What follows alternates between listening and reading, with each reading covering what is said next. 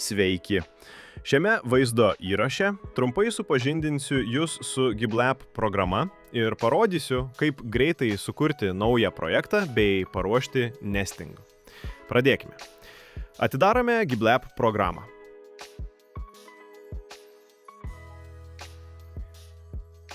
Kairėje ekrano pusėje spauskite mygtuką Add. Iššokančiame lange įveskite naujo projekto pavadinimą ir patvirtinkite. Toliau einame į Operations skyrių. Čia pasirinkite Nesting Cutting operaciją. Kiekvienai operacijai programoje galima priskirti kodą, pavadinimą, medžiagos ir operacijos kainą.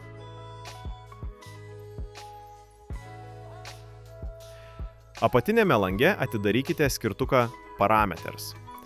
Čia reikia nustatyti svarbiausius lakštų apdirbimo parametrus. Medžiagos story, naudojamo įrankio skersmenį, įrankio judėjimo strategiją ir kitus techninius nustatymus. Šie parametrai bus naudojami optimizacijos metu, tad juos užpildykite atidžiai. Dabar pereiname į Parts skyrių.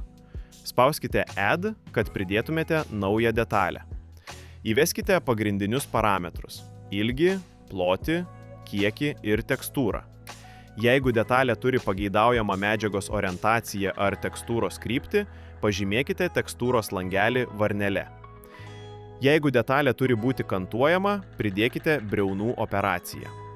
Operations skyriuje pridėkite Edge Band operaciją, priskirkite briaunai pavadinimą ir užpildykite reikalingus parametrus.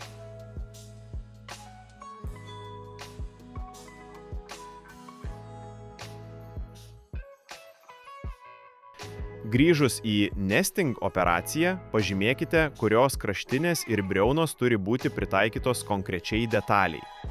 Taip pat detaliai galite priskirti aiškų pavadinimą, tai padės surasti ją ataskaitose.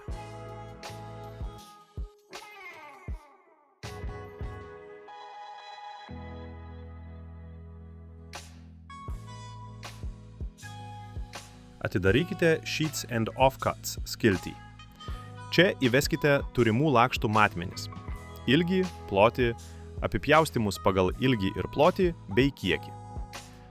Toks įvedimas leidžia programai žinoti, iš kokių lakštų dirbsite ir kokie likučiai susidarys. Toliau einame į Cutting skyrių.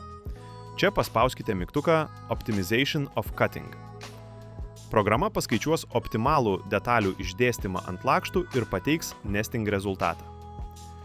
Palaukite, kol procesas baigsis ir peržiūrėkite sukurtus lakštų išdėstymus.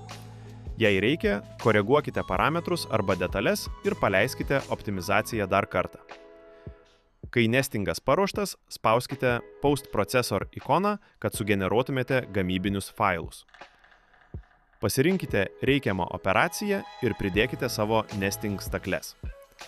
Pasirinkite Post Processor ir atlikite staklių parametrų nustatymą.